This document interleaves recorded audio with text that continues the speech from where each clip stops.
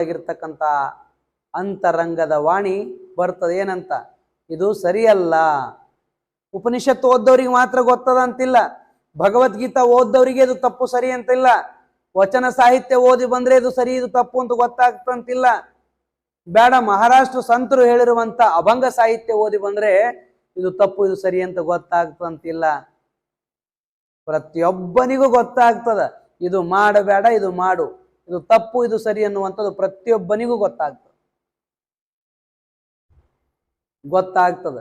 ಗೊತ್ತಾದ ಬಳಕನು ಭಗವಂತ ಎಷ್ಟು ಚಂದ ಒಳಗಿಟ್ಟನು ವಿವೇಕ ಅಂತಂದ್ರ, ಆ ವಿವೇಕವಾಣಿ ಹೇಳ್ತದ ಬೇಡಪ್ಪ ಇದು ಸರಿಯಲ್ಲ, ಬೇಡಪ್ಪ ಇದು ಸರಿಯಲ್ಲ ಅಂತ ಹೇಳ್ತದ. ಎಷ್ಟು ಸಲ ಹೇಳ್ತಂದ್ರ 2 ಸಲ ಅಲ್ಲ 3 ಸಲ ಹೇಳ್ತದ. ನೀವು ಯಾರಿಗಾರ ಬುದ್ಧಿ ಎಷ್ಟು ಸಲ ಹೇಳ್ತೀರಿ? ಹಿರಿಯರದಿರ್ತಾವೆಲ್ಲ, ಯಾರಿಗಾರ ಬುದ್ಧಿ ಹೇಳೋ ಪ್ರಸಂಗ ಬಂತು ಅಂದ್ರೆ ಎಷ್ಟು ಸಲ ಹೇಳ್ತೀರಿ? ಒಮ್ಮೆ ಹೇಳಿ ನೋಡ್ತೀರಿ, 2 ಸಲ ಹೇಳ್ತೀರಿ, 3 ಸಲ ಹೇಳ್ತೀರಿ, 4ನೇ ಸಲಕ್ಕೆ ಮತ್ತೊಬ್ರು ಯಾರ ಹೇಳಕೊಂಡ್ರು ಅಂತೀರಿ, ಏಯ್ ಅದಕ್ಕೇನು ಹೇಳ್ತು ಬಿಡು, ಸಲ ಹೇಳಿದ್ರೆ ಕೇಳಂಗಿಲ್ಲ, ಅದು ಅವನೊಂದು ಕರ್ಮ ಅವ್ನ ಸಂಗಟ ಬಿಟ್ಬಿಡೋದು ನೀವು ಅಂತೀರಿಲ್ಲ. ಇದೇ ಪದ್ಧತಿ ಪ್ರಕೃತಿ ಒಳಗದ. ಆ ಪರಮಾತ್ಮನು ಕೂಡ ಅಂತರಂಗದ ವಾಣಿ ನುಡಿಸ್ತಾನ. 1 ಸಲ ಬ್ಯಾಡಿದು ತಪ್ಪದ ಅಂತ ನಮ್ಮ ಅಂತರಂಗನೇ ಹೇಳ್ತದೆ, ಯಾರು ಹೇಳುದು ಬೇಡ. 2ನೇ ಸಲಕ್ಕೆ ನಮ್ಮ ಅಂತರಂಗನೇ ಹೇಳ್ತದ, 3ನೇ ಸಲಕ್ಕೂ ನಮ್ಮ ಅಂತರಂಗದ ವಾಣಿಯೇ ಬರ್ತದ. ಮುಂದ ಗೊತ್ತಾಯ್ತು ಎದಕ್ಕೆ? ವಿವೇಕಕ್ಕೆ. ಇವ ವಿವೇಕದ ಮಾತು ಕೇಳಂಗಿಲ್ಲ, ಇವ ಅವಿವೇಕಿ ಅದಾನಂತ ಅಂತರಂಗಕ್ಕೆ ಗೊತ್ತಾಯ್ತು, ಹೇಳುದು ಬಿಟ್ಟು ಬಿಡ್ತದ. ಹೋಗಿ ಮಾಡಬೇಕಾದದ್ದು ಮಾಡಬಾರ್ದೆಲ್ಲ ಮಾಡ್ಕೊಂತ ಹೋಗ್ತಾನ. ಮುಂದೆ ಯಾವಾಗ ಮಾಡಿದ ಕರ್ಮಕ್ಕ ಪ್ರಾಯಶ್ಚಿತ್ತ ಅನುಭವಿಸ್ತಾನ. ಸುಮ್ಮನೆ ಒಂದೇನೋ ಕಳತನ ಮಾಡ್ದ ಅಂತ ಇಟ್ಕೋರಿ, ಬ್ಯಾಡ ಬ್ಯಾಡ ಅಂತಿರ್ತದ ಒಳಗಿನ ವಿವೇಕವಾಣಿ. ತಿಳಿದು ಹೋಗಿ ಕಳತನ ಮಾಡ್ದ, ಅವಾಗ ಹೇಳ್ತದ, 1-2-3 ಸಲ ಹೇಳ್ತದ ಮನಸ್ಸು, ಕೇಳಂಗಿಲ್ಲ. ಮತ್ತೂ ಮಾಡ್ದ. 1 ಸಲ ಪೊಲೀಸರ ಕೈಯಾಗ ಸಿಕ್ಕ ಹಾಕೊಂಡ, ಕರ್ಕೊಂಡು ಹೋಗ್ತಾರ, ಚೆನ್ನಾಗಿ ಬಡಿತಾರ, ಬಾರಿಸ್ತಾರ, ಒಳಗೆ ಹಾಕಿ ತಮಗೆ ಹೆಂಗೆ ಬೇಕು ಹಂಗೆ ತಿರುವಾಡಿ ಬಡಿತಾರ. ಯಾವಾಗ ಕೈಕಾಲು ಬ್ಯಾನೆ ಅದು, ರಾತ್ರಿ ನಿದ್ದೆ ಹತ್ಲಾರ್ದಂಗೆ ಆಯಿತು, ಅವ್ರದ್ದೆಲ್ಲ ಬೇಕಾದಂಗೆ ಟ್ರೀಟ್ಮೆಂಟ್ ಆಗಿತ್ತು ಅಂದ್ರೆ ಅವಾಗ ಏನು ಕೆಳಗೆ ಮರಿ ಹಾಕೊಂಡು ಕುಂತಿರ್ತಾನಲ್ಲ, ಮೊಳಕಾಲು ಸಂಧ್ಯಾಗ ಮರಿ ಹಾಕ್ಕೊಂಡು, ಅವಾಗೆಲ್ಲ ನೆನಪಾಗ. ಅವಾಗ ಹಂಗಿಲ್ರಿ, ಅವಾಗ 1 ಸಲ ಬರ್ತದೆ ಹೇಳಕ್ಕೆ. ಯಾವುದು? ಅದೇ ವಿವೇಕ. ನಾನು ನಿನಗೆ ಅವತ್ತೇ ಹೇಳಿದೆಯಪ್ಪ, ಹಿಂಗೆ ಮಾಡಬೇಡ ಅಂದೆ, ಕೇಳಿಲ್ಲ, ಮಾಡಿದಿ. ಯಾರು ಅನುಭವಿಸ್ತಲ್ಲ ಈಗ? ಮತ್ತಾರು ಇರಂಗಿಲ್ಲ ಅಲ್ಲಿ ಹೇಳೋರು. ಅದು ಮಾಡಬಾರ್ದಾಗಿತ್ತಂತ ಅವಾಗ ಹೊಳಿತದೆ. ಯಾವಾಗ? ಪೊಲೀಸರ ಕೈಯಿಂದ ಏಟು ತಿಂದಾಗ. ಮಾಡಬಾರ್ದು ಪಾಪ ಮಾಡಿರ್ತಾನ, ಏನೋ ಅನಾರೋಗ್ಯ ಉಂಟಾಯ್ತು, ಅವಾಗ ಗೊತ್ತಾಗ್ತದೆ. ಅನಾರೋಗ್ಯ ಉಂಟಾದಾಗ ಅವಾಗ ಮಾಡಬಾರ್ದಾಗಿತ್ತಪ್ಪ, ಮಾಡಬಾರ್ದು ತಪ್ಪು ಮಾಡಿದೆ, ಈಗ ನೋಡಿದ್ದು ಅನುಭವಿಸಬೇಕು ಅಂತ ಅವಾಗ ಗೊತ್ತಾಗ್ತದೆ. ಅವಾಗ ಬಂದು ಹೇಳ್ತದೆ ವಿವೇಕ. ನಾನು ನಿನಗೆ ಅವತ್ತೇ ಹೇಳಿದೆ, ನನ್ನ ಮಾತು ಕೇಳಿದ್ರೆ ಹಿಂಗಾಗ್ತಿತ್ತ? ಆರಂಭದೊಳಗೆ 1 ಸಲ ಹೇಳ್ತದ, ಕೊನೆಗೊಮ್ಮೆ ಬರ್ತದ. ಯಾವುದು? ನಮ್ಮ ಎದೆಯೊಳಗಿರುವಂಥ ವಿವೇಕದ ವಾಣಿ. ಯಾವುದೋ ಪುಸ್ತಕ ಅಲ್ಲ, ಮತ್ಯಾರೋ ಅಲ್ಲ, ನಮ್ಮ ಅಂತರಂಗದೊಳಗಿರುವಂಥ ವಿವೇಕದ ವಾಣಿ ಹೇಳ್ತದೆ ಇದು ಸರಿ ಇದು ತಪ್ಪು ಅಂತ. ಅದಕ್ಕನೇ ವಿವೇಕ ಅನ್ನೋದು. ವಿವೇಕದ ಕಾರ್ಯನೇ ಅದು. ಯಾವುದು ಸರಿ ಯಾವುದು ತಪ್ಪು, ಯಾವುದು ಮಾಡಬೇಕು ಯಾವುದು ಮಾಡಬಾರದು, ಯಾರ ಜೊತೆ ಕೂಡಬೇಕು ಯಾರ ಜೊತೆ ಕೂಡಬಾರದು, ಏನು ತಿನ್ನಬೇಕು ಏನು ತಿನ್ನಬಾರದು, ಯಾವುದು ಕುಡಿಬೇಕು ಯಾವುದು ಕುಡಿಬಾರದು, ಯಾವುದು ಉಣಬೇಕು ಯಾವುದು ಉಣಬಾರದು, ಎಲ್ಲಿ ಹೋಗಿ ನಿಲ್ಲಬೇಕು ಎಲ್ಲಿ ನಿಲ್ಲಬಾರದು. ಪ್ರತಿ ಕ್ಷಣ ನಮ್ಮ ವಿವೇಕ ಜಾಗೃತಿ ಇರ್ತದೆ. ಅದನ್ನ ಆ ವಿವೇಕ ಸರಿ ತಪ್ಪುಗಳನ್ನು ವಿಂಗಡಣೆ ಮಾಡ್ತದ. ಪಾಪ ನಾ ಹೇಳುದಂತೂ ನನ್ನ ಕರ್ತವ್ಯ, ನಾ ಹೇಳಿಬಿಟ್ಟೆ, ಮುಂದೆ ನಿನ್ನ ಕರ್ಮ ನಿನಗಂತದ್ದು. ಯಾವುದು? ಯಾರು ಅಲ್ಲ, ನಮ್ಮಂತರಂಗದ ವಾಣಿ. ಅಂತಹ ವಿವೇಕದ ವಾಣಿ ಆ ಭಗವಂತ ನಮ್ಮೆಲ್ಲರೊಳಗಿಟ್ಟಾನ. ಅದಕ್ಕೆ ಕುವೆಂಪು ಅವರು ಹೇಳ್ತಾರೆ, ಆವ ಕಾಲದ ಶಾಸ್ತ್ರ ಅದೇನು ಪೇಳುವುದೋ ನಿನ್ನೆದೆಯ ಧ್ವನಿಗದು ಮಿಗಿಲೆ. ಎಂತ ಮಾತಲ್ಲ. ಯಾವ ಕಾಲದ ಶಾಸ್ತ್ರ ಏನು ಹೇಳ್ತದಪ್ಪ? ಯಾವ ಶಾಸ್ತ್ರ ಓದಬೇಕಾದ ಅವಶ್ಯಕತೆ ಇಲ್ಲ. ನಿನ್ನ ವಿವೇಕದ ವಾಣಿಗೆ ನೀನು ಕಿವಿಯಾಗ, ನಿನ್ನ ವಿವೇಕದ ವಾಣಿ ಕೇಳಲಿಕ್ಕೆ ನೀನು ಎಚ್ಚರ ಇರು, ಜಾಗೃತೆ ಇದ್ದಿ ಅಂದ್ರೆ ನಿನಗೆ ಯಾವ ಹಿರಿಯರು ಗುರುಗಳು ಅಥವಾ ಪೊಲೀಸರು ಬಂದು ಪಾಠ ಹೇಳಬೇಕಾದದ್ದಿಲ್ಲ, ಮತ್ತೊಬ್ಬರು ಬಂದು ನಿನಗೆ ಉಪದೇಶ ಮಾಡುವ ಜರೂರಿ ಇರಂಗಿಲ್ಲ. ವಿವೇಕಿಯಾಗ, ವಿವೇಕವಂತನಾಗ. ಇದು ಪರಮಾತ್ಮನೇ ನಮ್ಮೊಳಗಿರುವಂತ ಇಟ್ಟಿರುವಂತ ಒಂದು ವಿವೇಕ. ಯಾವುದು ಯಾವುದು ಶುಚಿ, ಯಾವುದು ಅಶುಚಿ, ಯಾವುದು ಸರಿ, ಯಾವುದು ತಪ್ಪು. ಈ ಬೇಕು ಬೇಡಗಳನ್ನ ವಿಂಗಡಿಸ್ಲಿಕ್ಕಂತ ಒಂದು ವಿವೇಕದ ನಾವು ಹೊರಗಿನ ಕಣ್ಣಿನಿಂದ ಮಾತ್ರ ನೋಡ್ತೀವಿ. ವಿವೇಕದ ಕಣ್ಣಿನಿಂದ ನೋಡಿದೇವು ಅಂದ್ರೆ ಅದು ಗೊತ್ತಾಗ್ತದೆ. ನೀವು ಅನ್ನಂಗಿಲ್ಲ, ಸ್ವಲ್ಪ ಕಣ್ಣು ತೆರೆದು ನೋಡೋ ಅಂತಿರ್ತೀರಿ. ಕಣ್ಣು ತೆರೆದು ನೋಡಂದ್ರೆ ಏನರ್ಥ ಅದಕ್ಕೆ? ಕಣ್ಣು ತೆರೆದೇ ಕುಂತ ನಾವು ನೀ ಕಣ್ಣು ತೆರೆದು ನೋಡಂದ್ರೆ ಹೊರಗಿನ ಕಣ್ಣಲ್ಲ, ನಿನ್ನ ವಿವೇಕದ ಕಣ್ಣಿನಿಂದ ನೋಡು. ಚರ್ಮ ಚಕ್ಷುವಿನಿಂದ ನೋಡಿದ್ರೆ ಕೆಲಸ ಆಗೋದಿಲ್ಲ. ಒಂದೀಟ್ ಸೂಕ್ಷ್ಮ ದೃಷ್ಟಿಯಿಂದ ನೋಡು, ವಿಚಾರ ಮಾಡಿ ನೋಡು, ಅವಲೋಕನ ಮಾಡಿ ನೋಡು. ಅವಾಗ ಗೊತ್ತಾಗ್ತದೆ ಯಾವುದು ಸರಿ ಯಾವುದು ತಪ್ಪು ಅಂತ. ಅದು ವಿವೇಕ. ಎರಡನೇದು ವಿಶೇಷವಾಗಿ ಪರಮಾತ್ಮನೇ ಕೊಟ್ಟಿರುವಂತ ಗಿಫ್ಟ್. ಮೂರನೇದೊಂದದ ವಾಣಿ, ವೈಖರಿ ವಾಣಿ. ಉಳಿದ ಯಾವ ಪ್ರಾಣಿ ಪಕ್ಷಿಗಳಿಗೂ ನಮ್ಮಂಗ ಸ್ಪಷ್ಟವಾಗಿ ಮಾತನಾಡುವಂತ ಕೌಶಲ್ಯ ಕೊಟ್ಟಿಲ್ಲ. ಎಲ್ಲೋ ಗಿಳಿ ಇದು ಒಂದಿಷ್ಟು ನಮ್ಮನ್ನ ಅನುಸರಿಸಿ ಅನುಕರಣ ಮಾಡ್ತಾವ. ಕಲಿಸಿದ ಒಂದು 4-8 ಶಬ್ದಗಳು ಕಂಠಪಾಠ ಮಾಡಿ ಬಾಯ್ಪಾಠ ಮಾಡಿ ರಾಮ ರಾಮ ಶಿವ ಶಿವ ಏನೋ ಕಲಿಸಿದ್ದು ಒಂದು 8-10 ಶಬ್ದ ಬಳಕೆ ಮಾಡಿ ಪ್ರಯತ್ನ ಪೂರ್ವಕ ಒಂದು 8 ಶಬ್ದ ಹೇಳಬಹುದು. ಯಾವುದು ಗಿಳಿ ಬಿಟ್ರೆ ಉಳಿದ ಯಾವ ಪ್ರಾಣಿಗಳಿಗೂ ಇಂಥ ವೈಖರಿ ವಾಣಿಯನ್ನು ಸ್ಪಷ್ಟವಾದ ಮಾತುಗಳನ್ನು ಆಡಲಿಕ್ಕೆ ಯಾವ ಪ್ರಾಣಿಗಳಿಗೂ ಪರಮಾತ್ಮ ಕೊಟ್ಟಿಲ್ಲ. ಮನುಷ್ಯ ಜನ್ಮದಲ್ಲಿ ಮಾತ್ರ ಆತ್ಮಾನಂದವನ್ನು ಅನುಭವ ಮಾಡಬೇಕು, ಆತ್ಮಜ್ಞಾನವನ್ನು ಮಾಡ್ಕೋಬೇಕು, ಅಧ್ಯಾತ್ಮ ತತ್ವವನ್ನು ತಿಳ್ಕೋಬೇಕು ಅಂತ ತಿಳ್ಕೊಂಡು ಭಗವಂತ ಏನ್ ಮಾಡ್ಯಾನ, ಒಂದಿಷ್ಟು ವಾಣಿಯನ್ನು ಕೊಟ್ಟಿದ. ಯಾಕೆ ಹೇಳು ಕೇಳೋದ್ರಿಂದನೇ ಆಗ್ಬೇಕಲ್ಲ ಜ್ಞಾನ, ಸುಮ್ಮನೆ ಹೆಂಗಾಗ್ತದ?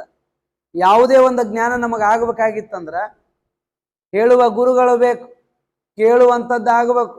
ಹೇಳುವ ಕೇಳುವ ಈ ಕ್ರಿಯೆಯೊಳಗನೆ ಜ್ಞಾನ ಅನ್ನುವಂಥದ್ದು ಘಟಿಸ್ತದೆ, ಇಲ್ಲಂದ್ರೆ ಇಲ್ಲ.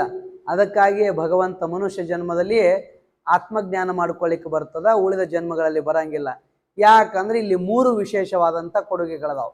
ಒಂದು ಸತ್ಕರ್ಮಗಳನ್ನೇ ಮಾಡುವಂತ ಅಥವಾ ಏನಾದರೂ ಮಾಡು ಕರ್ಮಗಳನ್ನು ಮಾಡುವಂತ ಒಂದು ಕರ್ತೃತ್ವ ಶಕ್ತಿಯನ್ನು ಕೊಟ್ಟಾನ, ಕೈಗಳನ್ನು ಕೊಟ್ಟಾನ.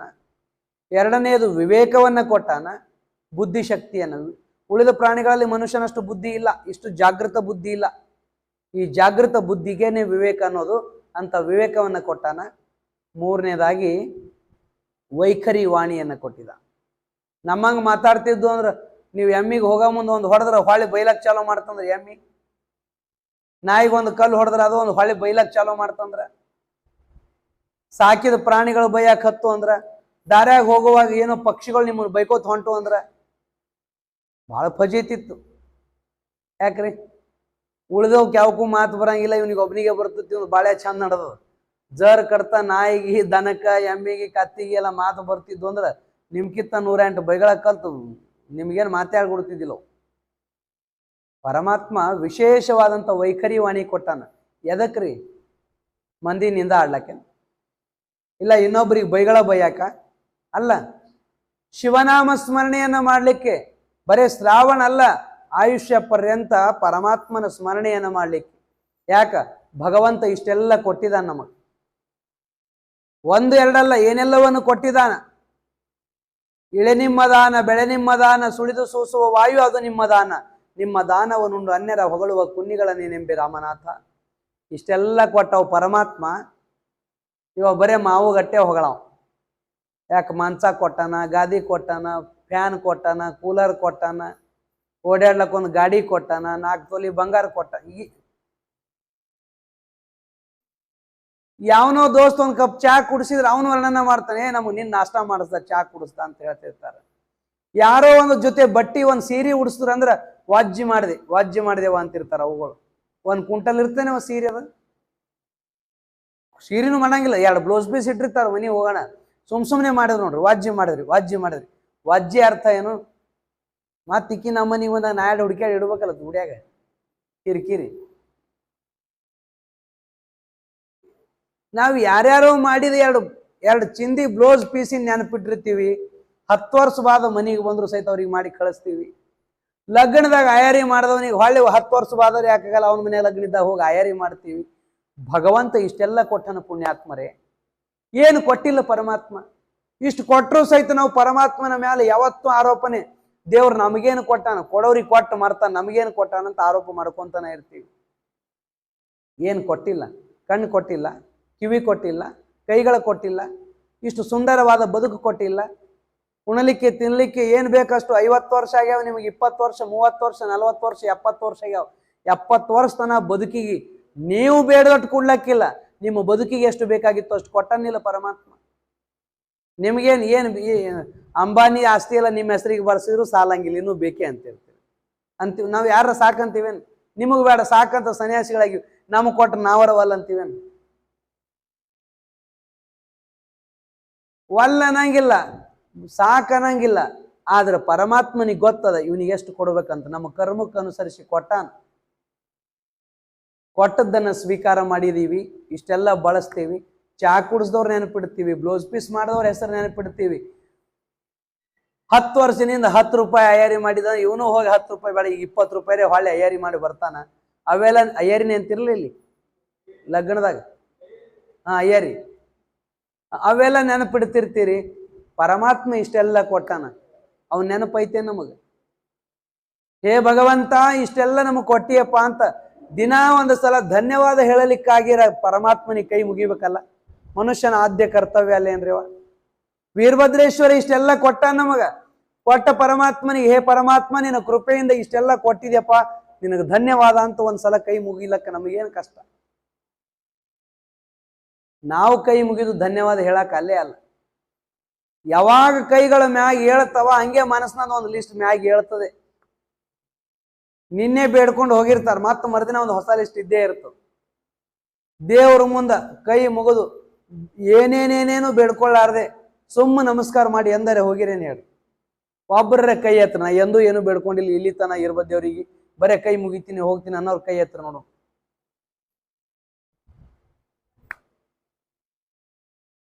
ಕೋಯಿ ಆಯೆ ಪೈಸಾ ಪೂಚೆ, ಕೋಯಿ ಆಯೆ ಪತ್ನಿ ಪೂಚೆ, ಕೋಯಿ ಆಯೆ. ಯಾರಿಗೇನ್ ಬೇಕು ಎಲ್ಲ ದಿನ ಒಬ್ಬೊಬ್ರು ಬೇಡ್ಕೊಂತಾನೆ ಇರ್ತಾರೆ. ದೇವನ ಕೋಯಿ ಪೂಚೆ ಜಿ ಕಬೀರ ಹೇಳ್ತಾನೆ. ಯಾರು ಬಂದವರೆಲ್ಲ ತನಗೆ ಬೇಕಾದ ಲಿಸ್ಟ್ ಇಟ್ಟೇ ಇಡ್ತಾರ ಪರಮಾತ್ಮನ ಮುಂದ. ಆದ್ರೆ ಪರಮಾತ್ಮ ಇಷ್ಟೆಲ್ಲ ಕೊಟ್ಟಿದೆಯಲ್ಲ, ಈ ಕೊಟ್ಟಿದ್ದಕ್ಕಾಗಿ ನಿನಗೆ ಧನ್ಯವಾದ ಅಂತ ಎಂದು ಯಾರು ಕೈ ಮುಗುದಿಲ್ಲ. ಹಂಗ ಮುಗಿಲಿಕ್ಕೆ ಆರಂಭ ಆಗಬೇಕು. ಅವಾಗ ಖುಷಿ ಆಗ್ತದೆ ಪರಮಾತ್ಮನಿಗೆ. ನಾ ಕೊಟ್ಟಿದ್ದೀವಿ, ನೀ ನೆನಪೈತಪ್ಪ. ನೋಡ್ರಿ, ನೀವು ಯಾರ ಏನಾರ ನೀವು ಉಪಕಾರ ಯಾರಿಗಾರ ನಿಮ್ಗೆ ಯಾರ ಉಪಕಾರ ಮಾಡಿದ್ರ, ಅಥವಾ ನೀವು ಯಾರಿಗಾರ ಉಪಕಾರ ಮಾಡಿದಾಗ, ಮತ್ತೊಬ್ರಿಗೆ ಮಾಡಿದ್ ನೆನಪಿರಂಗಿಲ್ಲ ಬಿಡ್ರಿ, ನೀವು ಯಾರಿಗಾರ ಒಂದು ಉಪಕಾರ ಮಾಡಿದ್ರಿ ಅಂದ್ರ ಆ ಉಪಕಾರ ಮಾಡಿಸ್ಕೊಂಡವ್ರು ಸುಮ್ಮನೆ ಹೊಂಟ್ರು, ಒಟ್ಟ ನೆನಪಿಲ್ಲ, ನಿಮ್ಗೆ ಒಂದು ಏನು ಹೇಳಿಲ್ಲ ಅಂತಂದ್ರ ನಿಮ್ಗೆ ಹೆಂಗಾಗ್ತದ? ಖುಷಿ ಆಗ್ತಾನ ಸಿಟ್ಟು ಬರ್ತದೆ. ಏಟೆಲ್ಲ ಮಾಡಿದೆವು, ಒಂದ್ ದಿನ ಹಿಂಗ್ ಮಾಡ್ಯಾರ ಅಂತ ಹೆಸರು ಹೇಳಿಲ್ಲ, ಅದ್ರ ನಾಲ್ಗಿಗೆ ಎಂದೂ ಬಂದಿಲ್ಲ, ಅದ್ರ ಬಾಯಿಗೆ ಎಂದು ನಿಮ್ ಚಾಲನೆ ಇರ್ತಾವ. ಏಟೆಲ್ಲ ಮಾಡಿದೆವು, ಮಾಡ್ದವ್ರಿಗೆ ಮಾಡ್ಯಾರತ್ ಒಂದ್ ಹೇಳಿದ್ರೆ ಎಷ್ಟೋ ಖುಷಿ ಆಗ್ತದ. ಇಟ್ಟೆಲ್ಲ ಮಾಡಿ ಒಂದ್ ದಿನ ಹಿಂಗಿಟ್ಟು ಮಾಡ್ಯಾರತ್ ಎಂದು ಹೇಳಿಲ್ಲ ನೋಡ್ರಿ ಅಂತೀನಿ ನಿಮ್ಗೆ ಸಿಟ್ಟು ಬಂದಿಲ್ರಿ? ಪರಮಾತ್ಮನು ನೋಡ್ತಾನೆ. ಏಟೆಲ್ಲ ಕೊಡೋಟ್ ಕೊಟ್ಟು ನೋಡಿ, ಇಟ್ಟೆಲ್ಲ ಕೊಟ್ಟು ನೀವು ಒಂದ್ ದಿವ್ಸರೇ ಕೊಟ್ಟಿದ್ದಕ್ಕೆ ಧನ್ಯವಾದ ಹೇಳಿಲ್ಲ, ಇದು ಕೊಟ್ಟನ ಪರಮಾತ್ಮ ಅಂತ ಹೇಳಿಲ್ಲ. ದಿನಾ ಬಂದು ಮತ್ತೊಂದು ಬೇಡೇ ಬೇಡ್ತದೆ, ಇದಕ್ಕೆ ಏನಾರ ಕೊಡ್ಬೇಕು, ಏನ್ ಕೊಟ್ಟರು ಸಾಲಾಗಿ ನಡೆ ಕಳೆತ್ ಕೈ ಬಿಡ್ತಾನೆ. ಪರಮಾತ್ಮ ಕೊಟ್ಟು ನೋಡ್ತಾನೆ, ಇವ್ರಿಗೆ ಎಷ್ಟು ಕೊಟ್ಟರು ಸಾಲೋದಿಲ್ಲ ಅಂತ ಗೊತ್ತಾಯ್ತು, ನಡೆ ಕಡೆ ಅಂದ್ಬಿಡ್ತಾನೆ. ಅಂತಿರ್ಲಿ, ನೀವು ಒಂದ್ಸಲ 2 ಸಲ ಉಪಕಾರ ಮಾಡಿ ನೋಡ್ತೀರಿ. ಮುಂದೆ ನೀವು ಉಪಕಾರ ಮಾಡಿದಕ್ಕೆ ಎಂದೂ ಏನು ಧನ್ಯವಾದ ಹೇಳಿಲ್ಲ, ನಿಮ್ಮ ಋಣ ಹೊಳ್ಳಿ ತೀರಿಸು ನೆನಪಿಲ್ಲ, ಏಸಾನ್ ಅಂತಿರ್ಲ ಈ ಕಡೆ. ಅವನಿಗೆ ಏನು ಏಸಾನ್ ಮಾಡಿ ಉಪಕಾರ ಮಾಡಿ ಏನು ಏಸಾನ್ ಇಲ್ಲ ಏನೋ ಅಂತೀರಿ. ಮಾಡಿದ್ದು ಸಾರ್ಥಕ ಅಲ್ಲ, ಯಾಕ ಎಂದೂ ನೆನಪಿಡಂಗಿಲ್ಲ, ಅವನಿಗೆ ಉಪಕಾರ ಮಾಡಿದ್ದು ಉಪಯೋಗ ಇಲ್ಲ ಅಂತೀರಿ. ಹಂಗ ಪರಮಾತ್ಮ ಇಷ್ಟೆಲ್ಲ ಕೊಟ್ಟಾಗ ಆ ಭಗವಂತನಿಗೆ ನಾವು ಏನಾದರೂ ಧನ್ಯವಾದ ಹೇಳ್ಬೇಕಲ್ಲ. ಈ ಶ್ರಾವಣ ತುಂಬ ಮಾಡೋ ಕಾರ್ಯ ಏನ್ರಿ? ದಿನ ಭಜನೆ ಮಾಡೋದು, ಜಗಲಿ ಮ್ಯಾಗಿರೋ ದೇವ್ರಿಗೆ ಪೂಜೆ ಮಾಡೋದು, ಬೆಡಲಿಂಗ ಪೂಜೆ ಮಾಡೋದು. ಆ ಪೂಜೆ ಮಾಡೋದು ಎದಕ್ಕಂದ್ರ ದಿನ ಒಂದು ಹೊಸ ಲಿಸ್ಟ್ ಬರೆದು ಇಡಾಕಲ್ಲ. ಹೇ ಪರಮಾತ್ಮ ಇಷ್ಟೆಲ್ಲ ಕೊಟ್ಟಿಯಲ್ಲಪ್ಪ, ನಿನಗೆ ಧನ್ಯವಾದ ಅಂತ ಮನದುಂಬಿ ಹಾಡಿ ಹರಸ್ಲಿಕ್ಕೆ. ಪರಮಾತ್ಮ ಇದೆಲ್ಲ ನಿನ್ನ ಕರುಣೆ, ನಿನ್ನ ಕೃಪೆಯೊಳಗಿದ್ದೀನಿ, ನಿನ್ನ ಉಪಕಾರದೊಳಗೆ ಅದು ಬದುಕ್ತಾ ಇದ್ದೀನಿ ಪರಮಾತ್ಮ. ನಾವು ಉಸಿರಾಡುವ ಗಾಳಿ ನೀ ಕೊಟ್ಟದ್ದು ದಾನ, ನಾನು ನಿನ್ನದೇ ಎಲ್ಲವನ್ನ ಸ್ವೀಕಾರ ಮಾಡಿಕೊಂಡು ಯಾರ್ಯಾರಿಗೋ ಹೊಗಳ್ಕೋತ ಹೊಂಟೀನಿ ಪರಮಾತ್ಮ. ನನ್ನ ತಪ್ಪನ್ನ ಮನ್ನಿಸು, ಕ್ಷಮ ಮಾಡು. ನಿನ್ನ ಉಪಕಾರ ನಾವು ಎಂದೂ ಮರಿಲಿಕ್ಕಾಗೋದಿಲ್ಲ. ಈ ಬದುಕು ನಿಂದು, ಈ ದೇಹ ನಿಂದು, ಇದೇನು ನಾನು ಅನುಭವಿಸ್ತೀನಿ ಇದೆಲ್ಲವೂ ನಿಂದು, ಇದೆಲ್ಲವೂ ನಿನ್ನ ಪ್ರಸಾದ ಅಂತ ದೇವನ ಪ್ರಸಾದ ಅನ್ನುವ ಭಾವದೊಳಗೆ ಬದುಕಬೇಕು. ಆ ಕಾರಣಕ್ಕಾಗಿ ಈ ಜನ್ಮವನ್ನು ಸವಿಸಬೇಕು. ಆವಾಗ ಪರಮಾತ್ಮನಿಗೆ ಸಂತೋಷ ಆಗ್ತದೆ. ಅಂತ ಆ ಪರಮಾತ್ಮನಿಗೆ ಸಂತೋಷ ಉಂಟಾಗುವಂಗೆ ನಮ್ಮ ಬದುಕು ಸಾರ್ಥಕ ಆಗ್ಬೇಕಲ್ಲ. ಲಿಂಗ ಮೆಚ್ಚಿ ಅಹುದೆನಬೇಕು ಎಂಬಂತೆ ನಮ್ಮ ಬದುಕು ಸಾಗಬೇಕು ಹೊರತಾಗಿ ಊರಿಗೆ ವಜ್ಜಾಗಿ 4 ಮಂದಿಗೆ ವಜ್ಜಾಗಿ ಮನಿಗೆ ವಜ್ಜಾಗಿ ಓಣಿಗೆ ವಜ್ಜಾಗಿ ಬದುಕಿದ್ರೆ ಏನರ್ಥ ಅದ? ಅದಕ್ಕೆ ವಜ್ಜೆ ಆಗಲಾರದೆ ಬದುಕುವ ಬದುಕು ಎಲ್ಲಿ ಗೊತ್ತಾಗ್ತದೆ. ನಾವು ಹೆಂಗೆ ಬದುಕಬೇಕು ಅನ್ನೋದು ಯಾವಾಗ ಗೊತ್ತಾಗ್ತದಂದ್ರ ಇಂಥ ಸತ್ಸಂಗಗಳಲ್ಲಿ ಬಂದಾಗ. ಯಾಕೆ? ಕನ್ನಡಿ ಇದ್ದಂಗ ಸತ್ಸಂಗ ಅಂದ್ರೆ ಏನಲ್ಲ, ಕನ್ನಡಿ ಇದ್ದಂಗ. ನೀವು ಕನ್ನಡಿ ಮುಂದೆ ಹೋಗಿ ನಿಂತಾಗ ಮುಖ ಹೆಂಗದ, ಬಟ್ಟೆ ಹೆಂಗದಾವ, ಏನು ತಪ್ಪೆ ಅದ, ಏನು ತಿದ್ದಬೇಕು, ತೀಡಬೇಕು, ನೀಟಾಗಿ ಇರ್ಬೇಕಂತ ಗೊತ್ತಾಗ್ತಿಲ್ಲ. ಹಂಗೆ ಸತ್ಸಂಗದೊಳಗೆ ಬಂದಾಗ ಏನಾಗ್ತದಂದ್ರ ನಾವು ಎಲ್ಲಿ ಅದೀವಿ, ನಾವು ಎಲ್ಲಿಗೆ ಮುಟ್ಟಬೇಕು, ನಾವು ಏನು ಸಾಧನೆ ಮಾಡಬೇಕು, ನಾವು ಹೆಂಗೆ ಬದುಕಾಕತ್ತೀವಿ ಅಂತ ಗೊತ್ತಾಗ್ತದೆ. ಸತ್ಸಂಗ ಅಂದ್ರೆ ಮತ್ತೇನೋ ಅವ್ರು ಏನೋ ಇಲ್ಲದ್ದೆಲ್ಲ ಬಂದು ಹೇಳ್ತಾರ, ನಾವು ಕೇಳಿ ಮನೆಗೆ ಹೋಗೋದಂತ ಅಲ್ಲ. ನಾವು ಯಾವ ಸ್ಥಾನದೊಳಗೆ ಅದೀವಿ, ಪರಮಾತ್ಮ ಕೊಟ್ಟ ಬದುಕು ನಾವು ಎದಕ್ಕೆ ಬಳಸಾಕ್ ಹತ್ತೀವಿ, ನಾವು ಏನು ಮಾಡಾಕ್ ಹತ್ತೀವಿ ಅನ್ನೋದನ್ನ ಮರಳಿ ನಮಗೆ ನಾವು ಕನ್ನಡಿ ನೋಡ್ಕೊಂಡಂಗ. ಆ ಕನ್ನಡಿಯೇ ಈ ಸತ್ಸಂಗ. ಇಂಥ ಸತ್ಸಂಗ ಬಹಳ ಮಹತ್ವದ. ಸತ್ಸಂಗಕ್ಕಿರುವಷ್ಟು ಮಹತ್ವ ಬೇರೆದಕ್ಕಿಲ್ಲ. ಅದಕ್ಕೆ ಆರಂಭದೊಳಗೆ ನಾನು ಹೇಳ್ಕೊಂಡು ಬಂದೆ, 3 ಬಹಳ ಪರಮಾತ್ಮ ವಿಶೇಷವಾಗಿ ದುರ್ಲಭ ಅಂತ ಹೇಳಿದ್ದಾರೆ ಸಂತರು. ಯಾವ್ಯಾವು? ಒಂದು ಮನುಷ್ಯತ್ವ. ಯಾಕೆ ಮನುಷ್ಯತ್ವ ಶ್ರೇಷ್ಠ? ಮನುಷ್ಯ ಜನ್ಮ ಯಾಕೆ ಶ್ರೇಷ್ಠ ಅಂತ ಹೇಳಿದ್ವಿ, ಕೇಳಿದ್ರಲ್ರಿ? ಎದಕ್ಕಾಗಿ? ಮನುಷ್ಯ ಜನ್ಮವೇ ಶ್ರೇಷ್ಠ. ಎದಕ್ಕಾಗಿ? 3 ವಿಶೇಷ ಕೊಡುಗೆಗಳು ಕೊಟ್ಟ. ಯಾವ್ಯಾವುದು? ಯಾವ್ಯಾವ್ದ್ರಿ? ಹೇಳೊಂದು 6 ತಿಂಗಳಾಗ್ಯದನು. ಇನ್ನ 5 ನಿಮಿಷದಿಂದ ಹೇಳಿನಿ. ಹೇಳ್ಬೇಕು ನೀವು ಹಂಗೆ, ನಾಳೆಗೇನು ಕೇಳಂಗಿಲ್ಲ, ಇವತ್ತು ಹೇಳ್ರಿ. ಒಂದು ಕೈಗಳು, ಕರ್ತೃತ್ವ ಶಕ್ತಿ, ಒಂದು ವಿವೇಕ, ಒಂದು ವಾಣಿ. ಇವು 3 ಮನುಷ್ಯನಿಗೆ ವಿಶೇಷವಾಗಿ ಅದಾವ. ಅವುಗಳು ಕೇವಲ ಪ್ರಪಂಚ ಮಾಡಲಿಕ್ಕೆ ಬಳಸೋದಲ್ಲ, ಪ್ರಪಂಚದೊಳಗನೆ ಸಾಧನ ಮಾಡ್ಲಿಕ್ಕಲ್ಲ. ಇವುಗಳನ್ನು ಬಳಸಿಕೊಂಡು ಆ ಭಗವಂತನನ್ನ ಅನುಭವಿಸ್ಲಿಕ್ಕೆ, ಭಗವಂತನನ್ನ ಕಾಣಲಿಕ್ಕೆ, ಆ ಭಗವತ್ ಸಾಕ್ಷಾತ್ಕಾರ ಮಾಡಿಕೊಳ್ಳಲಿಕ್ಕೆ, ಆ ಭಗವಂತನ ಜೊತೆಗೆ ಬೆರೆಯಲಿಕ್ಕೆ ಇವು 3 ನಮಗೆ ಉಪಕಾರಿ ಸಹಕಾರಿ ಅದಾವ. ಈ 3ಅನ್ನ ಪರಮಾತ್ಮ ಮನುಷ್ಯ ಜನ್ಮದಲ್ಲಿ ಮಾತ್ರ ಕೊಟ್ಟಾನ. ಅದಕ್ಕಾಗಿ ಮನುಷ್ಯ ಜನ್ಮದಲ್ಲಿಯೇ ಮಾತ್ರ ಮುಕ್ತನಾಗಲಿಕ್ಕೆ ಬರ್ತದೆ. ಈ ಭವಚಕ್ರದಿಂದ ಮುಕ್ತನಾಗಲಿಕ್ಕೆ ಬರ್ತದೆ. ಆ ಮುಕ್ತನಾಗಬೇಕಾಗಿತ್ತಂದ್ರ ಎಲ್ಲೋ ಹೋಗಿ ಸಿನಿಮಾ ಥಿಯೇಟರ್ದಾಗ ಕುಂತು ಸಿನಿಮಾ ನೋಡಿದ್ರೆ ಜ್ಞಾನ ಆಗೋದಿಲ್ಲ, ಅಥವಾ ಮತ್ತೆಲ್ಲೋ ಆಗೋದಿಲ್ಲ. ಬರೀ ನಮಗೆ ನಾವೇ ಪುಸ್ತಕಗಳನ್ನು ಓದ್ತೀವಿ ಅಂದ್ರೂ ಆಗೋದಿಲ್ಲ. ಸಂತರು ಮಹಾತ್ಮರು ಹೇಳುವಂತ ಮಾತುಗಳನ್ನು ಕೇಳೋದು. ಶ್ರೀ ಗುರು ವಚನೋಪದೇಶವನ್ನು ಆಲಿಸಿದಾಗಲಹುದು ನರರಿಗೆ ಮುಕುತಿ ಅಂತ ಹೇಳಿದಾರ ನಿಜಗುಣ ಶಿವಯೋಗಿಗಳು. ಸಂತರ ಮಾತುಗಳನ್ನ ಕೇಳೋದಂದ್ರೆ ಬರೀ ಕೇಳೋದಲ್ಲ, ಕೇಳಿದಂತೆ ಬದುಕಿನೊಳಗ ಒಂದಿಷ್ಟು ಅಳವಡಿಸಿಕೊಳ್ಳೋದು.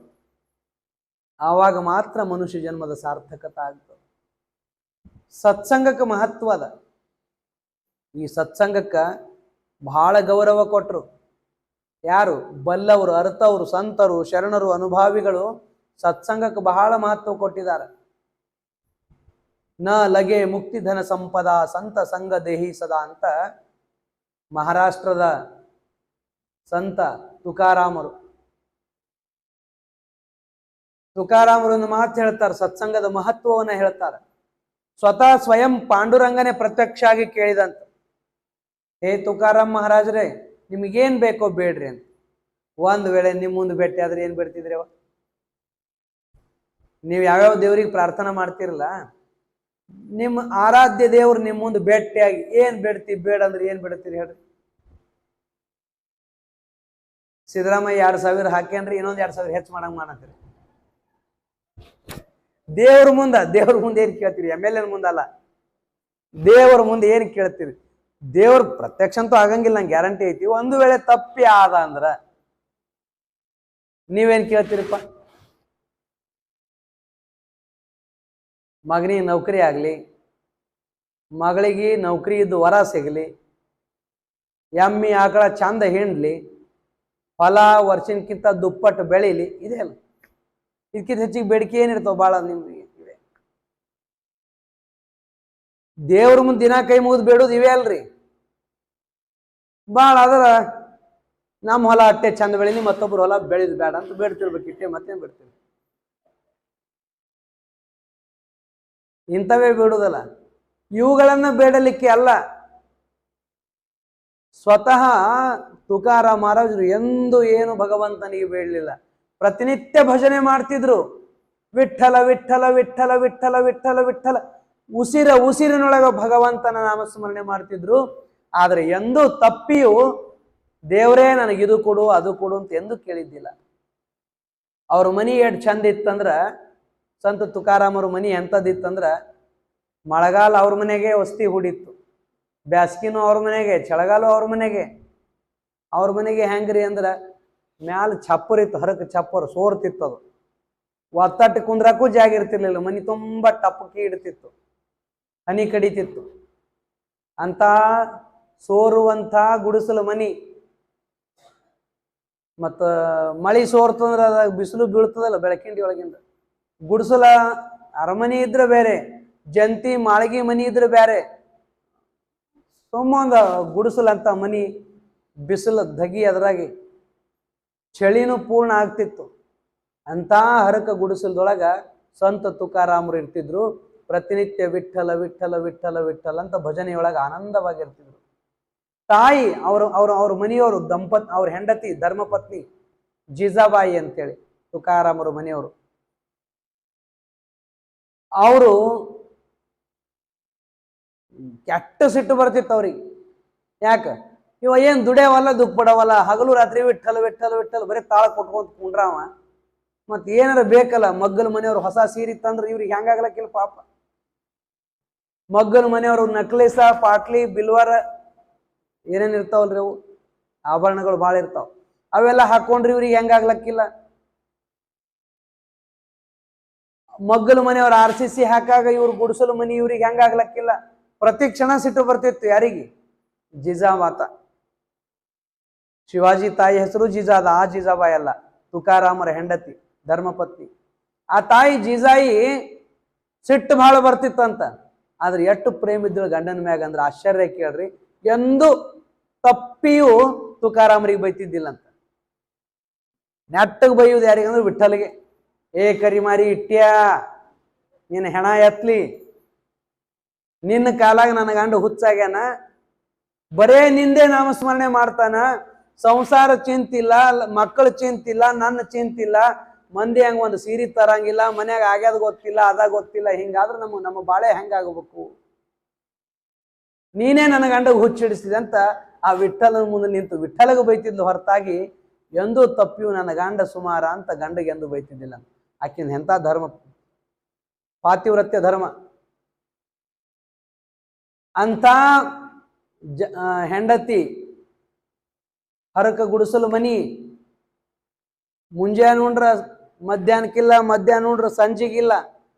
ಇವತ್ತು ಉಟ್ಟು ಬಟ್ಟಿ ಅದನ್ನೇ ತೊಳೆದು ಮತ್ತೆ ಅದೇ ಉಟ್ಕೋಬೇಕು. ಜೀಜಾಬಾಯಿಗೆ ಎರಡು ಸೀರೆ ಬಿಟ್ರು ಮೂರನೇ ಸೀರೆ ಇಲ್ಲ, ದಿಂಡ್ ಹಾಕಿ ಉಟ್ಕೋಬೇಕು ಅದೇ. ಅಂಥ ಬಡತನದ ಪರಿಸ್ಥಿತಿ, ಅಂಥ ಮನಿ. ಅಂಥದ್ರೊಳಗೆ ಇವ ಬರೀ ವಿಠ್ಠಲ ವಿಠ್ಠಲ ವಿಠ್ಠಲ ವಿಠ್ಠಲ ತಾಳ ಕೊಟ್ಟವನೇ ಕೊಟ್ಟವ. ಭಗವದ್ ಭಕ್ತಿಯೊಳಗ ತಲ್ಲೀನಾಗಿ ಮೈ ಮರೆತು ಹೋಗವ.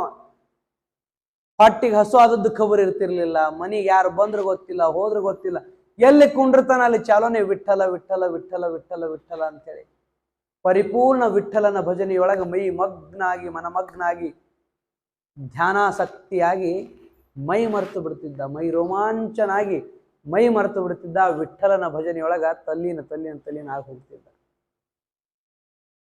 ಇವನ ಭಜನೆ ಭಕ್ತಿಯನ್ನ ನೋಡಿ ಸ್ವಯಂ ಪಾಂಡುರಂಗ ಪ್ರತ್ಯಕ್ಷ ಆದ. ಪ್ರತ್ಯಕ್ಷ ಆಗಿ ಕೇಳ್ತಾನ, ಹೇ ತುಕಾ, ಕಾಯ್ ಫೈಜಿ ಸಾಂಗ, ನಿನಗೇನು ಬೇಕು ಹೇಳು, ನಿನಗೆ ಬೇಕಾದ್ದು ಕೊಡ್ತೀನಿ. ಯಾರು ಕೇಳಕತ್ತೀರಿ? MLA ಏನ್ ಹಳೆಯ ಮಾವ? ಇಲ್ಲ, ಈ ಜಗದೊಡೆಯ, ಜಗತ್ಪಾಲಕ, ಜಗತ್ತನ್ನ ಸೃಷ್ಟಿ ಮಾಡಿರ್ತಕ್ಕಂಥ ಸೃಷ್ಟಿಕರ್ತ, ಜಗತ್ತಿನ ನಿಯಂತ್ರಣ ಮಾಡುವಂತ ನಿಯಂತ ಅಂತ ಪರಮಾತ್ಮ ಸ್ವಯಂ ವಿಷ್ಣು ಸ್ವರೂಪಿ ವಿಠ್ಠಲ ಪ್ರತ್ಯಕ್ಷ ಆಗಿ ಏನ್ ಬೇಕೋ ಬೇಡು, ನೀನು ಮಾಡುವಂತ ಭಕ್ತಿ ಭಜನೆಗೆ ನಿನ್ನ ಮೇಲೆ ಪೂರ್ಣ ಪ್ರಮಾಣದೊಳಗೆ ನಾನು ಪ್ರೀತನಾಗಿದ್ದೀನಿ. ನೀನು ಏನು ಕೇಳ್ತೀಯೋ ಕೇಳು. ಇವತ್ತು ನಾನು ಬಹಳ ಆನಂದವಾಗಿದ್ದೀನಿ, ಸಂತುಷ್ಟನಾಗಿದ್ದೀನಿ. ನೀ ಬೇಡಿದ್ದೆಲ್ಲವನ್ನು ಕೊಡ್ತೀನಿ, ಏನು ಬೇಡ್ತಿ ಬೇಡ ಅಂತ ಕೇಳಿದಂತ. ನೀವು ಮಾಡ್ತಿರಲ್ಲ ಭಜನಿ? ಯವ್ವ ಭಜನಿ ಮಾಡ್ತೀರಿ? ಶುಕ್ರವಾರಕ್ಕೊಮ್ಮ, ಈಗ ಆಷಾಢದಾಗ ಮಾಡ್ತಿರಲ್ಲ. ಭಾಗ್ಯದ ಲಕ್ಷ್ಮೀ ಬಾರಮ್ಮ ನಮ್ಮಮ್ಮ, ನೀ ಸೌಭಾಗ್ಯದ ಲಕ್ಷ್ಮೀ ಬಾರಮ್ಮ. ಖರೆ ಖರೆ ಹೇಳ್ರಿ, ಲಕ್ಷ್ಮೀ ಪೂಜೆ ಮಾಡಿ ಬಂದಿರಲ್ಲ? ಆಷಾಢದಾಗೂ ಮಾಡಿರಿ, ಈಗ ಶ್ರಾವಣದಾಗೂ ಮಾಡ್ತೀರಿ. ಮತ್ತೆ ಸುಳ್ಳ ಶುಕ್ರವಾರ ಏನು 16 ಶುಕ್ರವಾರ? 16 ಶುಕ್ರವಾರ ಎಲ್ಲ ಸುಳ್ಳಾಗ್ಯಾವು, ಖರೆ ಆಗ್ಲಿಲ್ಲ. ಯಾಕ? ಹಾಡೇ ಹಾಡಿದ್ರಿ ಭಾಗ್ಯದ ಲಕ್ಷ್ಮೀ ಬಾರಮ್ಮ ಅಂತೇಳಿ. ಏನ್ ಭೇಟಿ ಆಗ್ಯಾಳ ಲಕ್ಷ್ಮಿ ಯಾವಾಗ್ರೆ? ತಿಂಗಳಿಗೊಮ್ಮೆ ಭೇಟಿ ಹಾಕತ್ತೇಳಿ 2,000 ರೂಪಾಯಿ ಮೂಲಕ. ಅದಕ್ಕೆ ಯಾವ ಲಕ್ಷ್ಮಿ ಅಂತಾರ್ರಿ? ಗೃಹಲಕ್ಷ್ಮಿ. ಆದ್ರೆ ನಿಜವಾಗಿ ಇನ್ನೂ ಭಾಗ್ಯಲಕ್ಷ್ಮಿ ಬಂದಿಲ್ಲ, ಅಟ್ಟೆ ಗೃಹಲಕ್ಷ್ಮಿ. ಶುಕ್ರವಾರಕ್ಕೊಮ್ಮೆ ಮಾಡೋದಕ್ಕ, ತಿಂಗಳಿಗೊಮ್ಮೆ ಬರೋದಕ್ಕ, ಅದಕ್ಕ ಬರೋಬ್ಬರ. ಆದ್ರೆ ನಿಜವಾದ ಆ ಭಾಗ್ಯಲಕ್ಷ್ಮಿ ಪ್ರತ್ಯಕ್ಷ ಆಗ್ಯಾಳೇನೂ ಇಲ್ಲ. ನೀವು ಬೇಡುದು ಹಂಗೆ ಅದ. ಮಹಾತ್ಮರು ಹೆಂಗ ಭಜಿಸಬೇಕನ್ನೋದು ಹೇಳ್ಯಾರ. ನಾವು ಹೆಂಗ ಅಂತೀವಿ ಅಂದ್ರೆ ಒಮ್ಮೆಗೊಮ್ಮೆ ಲಾಟ್ರಿ ಹತ್ಬೇಕು, ಇಲ್ಲ ಯಾರ ಮಟಗ ನಂಬರ್ ಹೇಳ್ಬೇಕು, ಒಮ್ಮೆಲೊಮ್ಮೆ ಸಾವುಕಾರ ಆಗ್ಬೇಕಂತ ನಮ್ಮ ಪ್ಲಾನ್ ಇರ್ತಾವ. ಆದ್ರೆ ಪರಮಾತ್ಮ ಭಗವಂತ ಹಂಗೆ ಕೊಡೋದಿಲ್ಲ. ಆ ಹಾಡು ಪೂರ್ಣ ನೀವು ಕೇಳಿರಲ್ಲ, ಹಾಡ್ತೀರಿ ಒಮ್ಮೆಲೊಮ್ಮೆ ಬರ್ರಿ ಅಂತ ಭಾವನೆ ಇರ್ತದೆ. ಭಾಗ್ಯದ ಲಕ್ಷ್ಮೀ ಬಾರಮ್ಮ. ಹೆಂಗ ಬಾ ಅಮ್ಮ?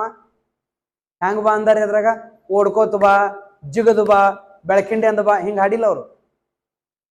ಹೆಜ್ಜೆಯ ಮೇಲೊಂದು ಹೆಜ್ಜೆಯ ನಿಕ್ಕುತ್ತ, ಗೆಜ್ಜೆಯ ಕಾಲಿನ ನಾದವ ಬೀರುತ್ತ, ಮಜ್ಜಿಗೆಯೊಳಗಿನ ಬೆಣ್ಣೆಯ ಹಾಗೆ ಹೆಜ್ಜೆಯ ಮೇಲೊಂದು ಹೆಜ್ಜೆ ನಿಕ್ಕುತ್ತ. ಅಂದ್ರೆ ನಿಧಾನಕ ಒಂದೊಂದೇ ಹೆಜ್ಜೆ ಇಕ್ಕೋ ಅಂತ ಬಾ.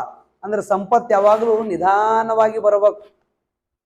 ಏಕ್ದಮ್ ರಾತ್ರೋರಾತ್ರಿ ಶ್ರೀಮಂತ ಆದ ಅಂದ್ರ ಏನಾಗ್ತಾನ ಗೊತ್ತಿಲ್ಲ. ಸಂಪತ್ತು ಬರೋದು ಪ್ರಾರ್ಥನೆ ಮಾಡ್ಯಾರ, ಸಾವಕಾಶ ಬಾ ಅಂತ ಪ್ರಾರ್ಥನೆ ಮಾಡ್ಯಾರ. ಹೆಜ್ಜೆಯ ಮೇಲೊಂದು ಹೆಜ್ಜೆ ನಿಕ್ಕುತ್ತ. ಮತ್ತೆ ಹೆಂಗ್ರಿ? ಯಾರಿಗ್ ಗೊತ್ತಾಗ್ಲಾರ್ದಂಗೆ ಕದ್ದು ಬಾ ಅಂತ ಬೇಡಿಲ್ಲ, ಗೆಜ್ಜೆಯ ಕಾಲಿನ ನಾದವ ಬೀರುತ್ತ. ನೀ ಬಂದ್ರೆ ಹಿಂಗಾಗಿರ್ಬೇಕು, ಯಾರಿಗ್ ಗೊತ್ತಾಗ್ಲಾರ್ದಂಗೆ ಬರಬಾರ್ದು, ನೀ ಬಂದಿದ್ದು ಗೊತ್ತಾಗ್ಬೇಕು. ಆ ಗೆಜ್ಜೆಯ ನಾದ ಬೀರ್ಕೊಂತ ಬಾ, ನೀ ಬಂದ್ರೆ ಎಲ್ಲರಿಗೂ ಗೊತ್ತಾಗ್ಬೇಕು ಅವ್ರ ಮನೆಗೆ ಬರಾಕತ್ಯಾದ ಅಂತೇಳಿ. ಅಂದ್ರೆ ಅದಕ್ಕೆ ಅರ್ಥ ಪ್ರಾಮಾಣಿಕವಾದ ಸಂಪತ್ತು ಮಾತ್ರ ಬರಬೇಕು, ಬರೋದು ಎಲ್ಲರಿಗೂ ಗೊತ್ತಾಗಬೇಕು. ಕಳ್ಳ ಮಾರ್ಗವಾಗಿ ಬರಬಾರ್ದು. ಟೇಬಲ್ ಮ್ಯಾಗಿಂದ ಬಾ ಬರುದು, ಟೇಬಲ್ ಕೆಳಗಿಂದ ಬೇಡ ಅನ್ನಂಗದು. ಹೆಜ್ಜೆಯ ಮೇಲೊಂದು ಹೆಜ್ಜೆ ನಿಕ್ಕುತ್ತ, ಗೆಜ್ಜೆಯ ಕಾಲಿನ ನಾದವ ಮಾಡುತ್ತ. ಹೆಂಗ ಬಾ? ಮಜ್ಜಿಗೆಯೊಳಗಿನ ಬೆಣ್ಣೆಯಂತೆ. ಮಜ್ಜಿಗೆಯೊಳಗಿನ ಬೆಣ್ಣೆಯಂತೆ ಅನಾಮತ್ ಬಾ ಅನ್ನಂಗ ಅಲ್ಲದು. ಮಜ್ಜಿಗೆಯೊಳಗಿನ ಬೆಣ್ಣೆಯಂತೆ ಬಾ ಅಂದ್ರ ಅನಾಮತ್ ಬಾ ಅಂತ ಅದಕ್ಕೆ ಅರ್ಥ ಅಲ್ಲ. ಮಜ್ಜಿಗೆಯೊಳಗೆ ಬೆಣ್ಣೆ ಹೆಂಗೆ ಬರ್ತದೆ? ಮಜ್ಜಿಗೆದು ಮಾಡ್ತೀರಿ ಈಗ? ಏನು ಬರೀ ಪಾಕಿಟ್ ತರ್ತೀರಿ? ಸಂಜೆ ಮುಂದೆ ಇವ್ರು ಪಾಕಿಟ್ ತಗೋತಾರ, ಮುಂಜಾನೆ ಕೂಡಲೇ ನೀವು 4 ಪಾಕಿಟ್ ತಗೋತೀರಿ. ನಿಮ್ದು ಹಾಲಿನ ಪಾಕಿಟ, ಇವ್ರದ್ದು ನೀವಲ್ಲ. ಈ ಕಡೆ ಆಲ್ಕೋಹಾಲ್ ಪಾಕಿಟ, ನಿಮ್ದು ಹಾಲಿನ ಪಾಕಿಟ. ಈ ಜಗತ್ತೇ ಪಾಕಿಟ್ ಮೇಲೆ ನಿಂತು. ಆ ಪಾಕಿಟ್ ಅಲ್ಲ, ಮಜ್ಜಿಗೆ ಪಾಕಿಟ್ ಬರ್ತಾವ, ಅವಲ್ಲ. ಬಹುತೇಕ ಇಲ್ಲಿ ಹಳ್ಳಿ ಅದ, ಸುತ್ತಮುತ್ತ ಹಸರು ಅದ. ಮಜ್ಜಿಗೆದು ಮಾಡ್ತಿರ್ಲಿವ? ನಮಗೇನು ತಂದು ಕೊಡ್ಬೇಡ್ರಿ, ನೀವು ಮಾಡ್ತಿರ್ಲಿ ಹೇಳ್ರಿ. ಮಾಡ್ತಿರ್ಲಿಲ್ಲ ಹೆಂಗಾಗ್ತದೆ ಮಜ್ಜಿಗೆ? ಒಮ್ಮೆಲೊಮ್ಮೆ ಆಗ್ತದೆ. ಮಜ್ಜಿಗೆ ಒಳಗೆ ಬೆಣ್ಣೆ ಬರ್ಬೇಕಾಗಿತ್ತು ಅಂದ್ರೆ ಮೊದಲು ಆಕಳ ಬೇಡ ಎಮ್ಮಿ ಏನಾರ ಸಾಕಬೇಕು. ಎಮ್ಮೆ ಆಕಳ ಸುಮ್ಮನೆ ಆಗ್ತಾವ. ದಂದ ಕೂಡ ದನ ಆದಾಗ ದನ ಮನ್ಯಾಗ ಉಳಿತಾವ. ಯಾಕ್ರಿ?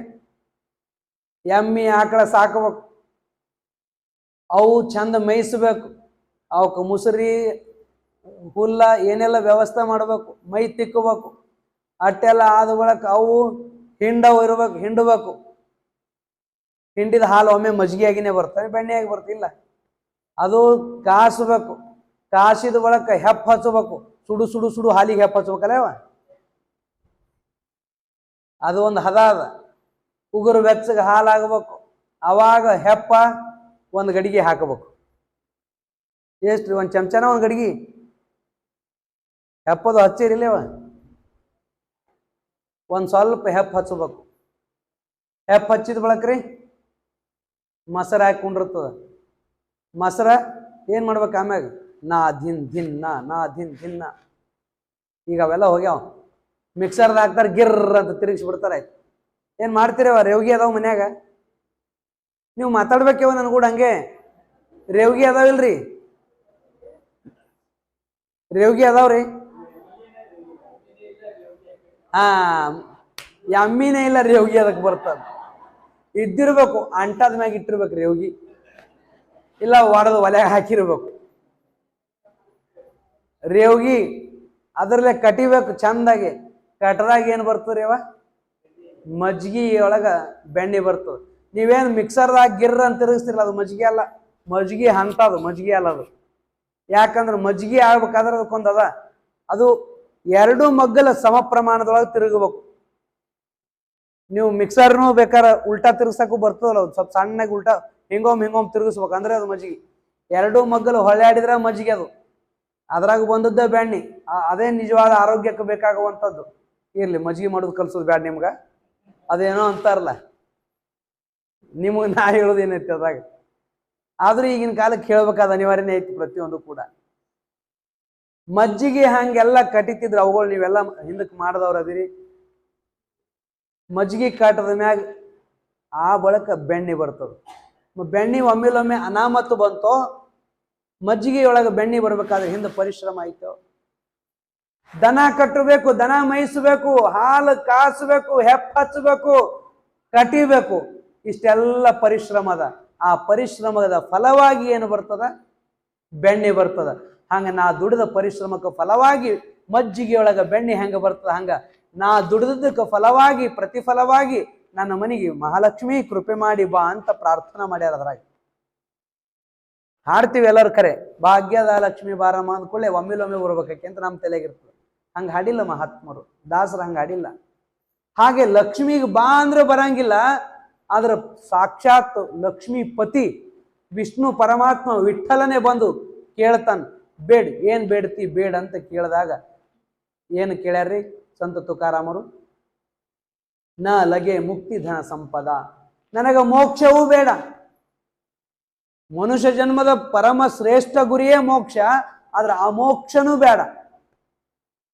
ಮತ್ತೇನ್ ಸಂಪತ್ತು ಬೇಕೇನು? ಧನ ಸಂಪತ್ತವೂ ಬೇಡ. ಮತ್ತೇನ್ ಬೇಕಪ್ಪ ನಿನಗ? ಸಂತ ಸಂಗ ದೇಹಿ ಸದಾ. ನ ಲಗೆ ಮುಕ್ತಿ ಧನ ಸಂಪದ ಸಂತ ಸಂಗ ದೇಹಿ ಸದಾ. ನನಗೆ ಯಾವಾಗಲೂ ಸತ್ಸಂಗವನ್ನ ಕೊಡು, ಸಂತರ ಸಂಘವನ್ನ ನನಗೆ ದಯಪಾಲಿಸು ಅಂತ ಆ ತುಕಾರಾಮ್ ಮಹಾರಾಜರು ಪರಮಾತ್ಮನಲ್ಲಿ ಪ್ರಾರ್ಥನಾ ಮಾಡಿದ್ದಾರೆ. ಯಾಕ? ಜಗತ್ಪತಿ ಪರಮಾತ್ಮ ವಿಷ್ಣು ಲಕ್ಷ್ಮೀ ಪತಿಯೇ ತನಗ ಪ್ರತ್ಯಕ್ಷ ಆಗಿ ಕೇಳಿದಾಗ ಹರಕ ಗುಡಿಸಲದ ಏನ್ ದೊಡ್ಡ ಅರಮನೆ ಅದ, ಒಂದ್ ಚಲೋ ಮನಿ ಕೊಡು ಅಂತ ಕೇಳ್ಬೋದಾಗಿತ್ತು, ಸಂಪತ್ತು ಕೊಡು ಅಂತ ಕೇಳ್ಬೋದಾಗಿತ್ತು, ಏನೆಲ್ಲ ಕೇಳ್ಬೋದಾಗಿತ್ತು. ಯಾಕಂದ್ರೆ ಬೆಟ್ಟೆ ಆದವ MLA ಎಲ್ಲ, ಜಗತ್ಪತಿ ಪರಮಾತ್ಮ ಅದಾನ, ಅವನೇ ಬೆಟ್ಟೆ ಆದಾಗ ಏನ್ ಬೇಡಿದ್ರು ಏನ್ ಬೇಕಾದ್ದು ಕೊಡಲಿಕ್ಕೆ ಸಮರ್ಥ ಅದಾನ. ಆದ್ರೆ ಇವ್ರು ಏನ್ ಬೇಡ್ತಾರ? ಅದ್ಯಾವುದು ಬೇಡ. ಯಾಕ?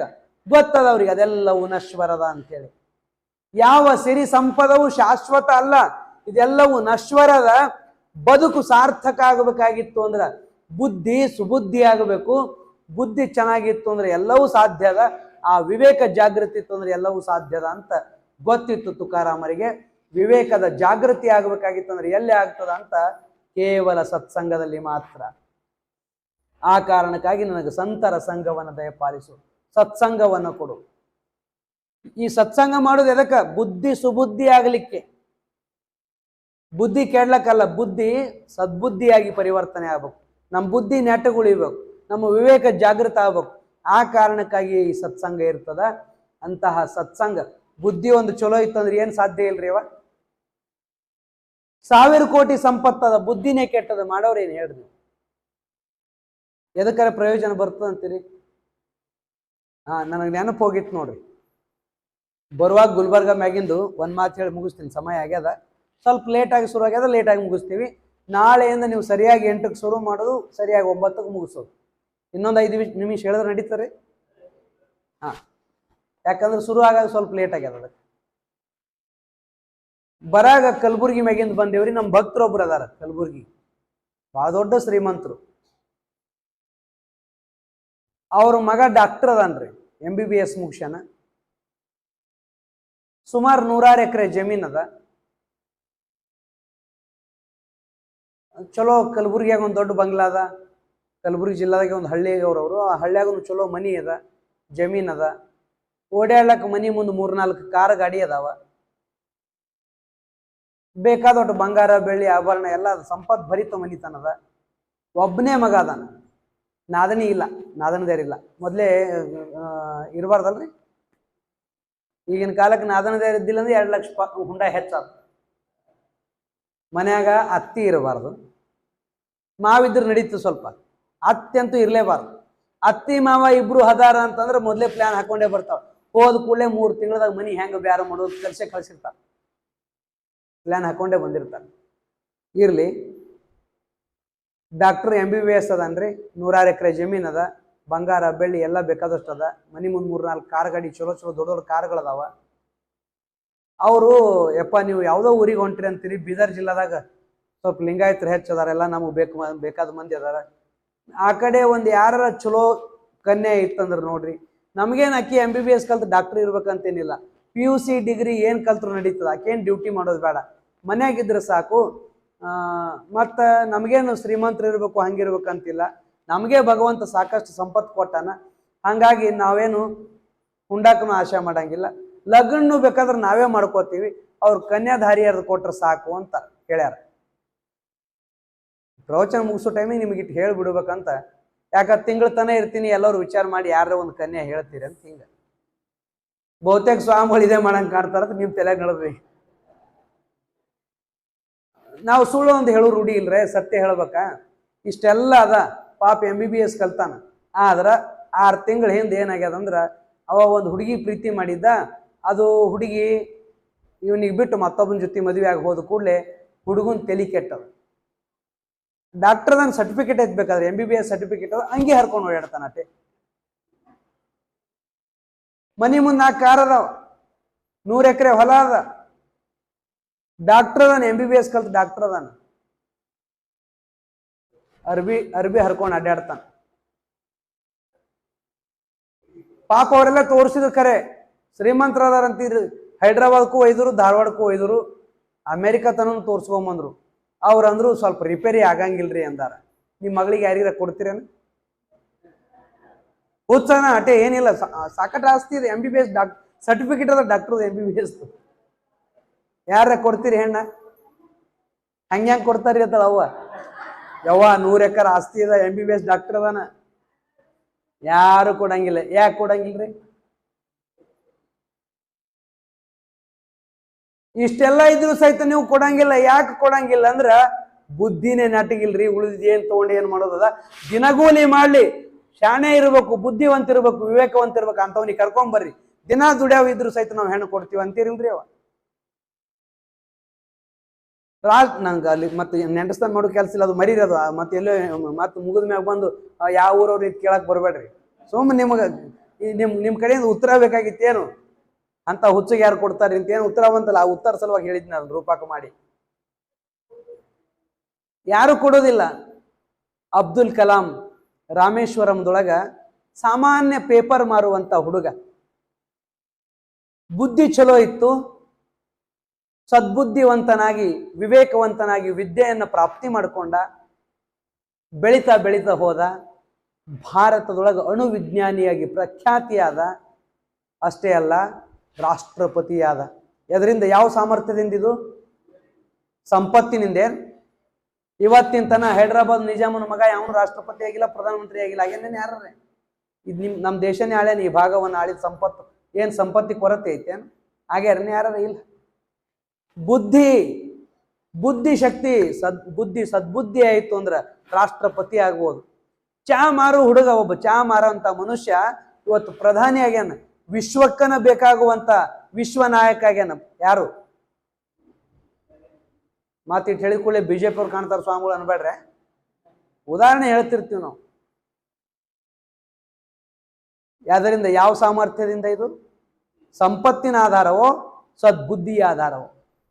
ಸದ್ಬುದ್ಧಿ ಇತ್ತು ಮನುಷ್ಯನಿಗೆ, ಬುದ್ಧಿ ಆ ವಿವೇಕ ಜಾಗೃತಿ ಇತ್ತಂದ್ರ ಪೇಪರ್ ಮಾರೋ ಹುಡುಗ ರಾಷ್ಟ್ರಪತಿ ಆಗ್ತಾನ, ಚಾ ಮಾರೋ ಒಬ್ಬ ಪ್ರಧಾನಮಂತ್ರಿ ಆಗ್ತಾನ. ಸಾಮಾನ್ಯ ಏನೂ ಅಲ್ಲದ ಒಬ್ಬ ಹುಡುಗ ಸ್ವಾಮಿ ವಿವೇಕಾನಂದ ಆಗ್ತಾನ. ಯಾವುದರಿಂದ? ಬುದ್ಧಿಯಿಂದ.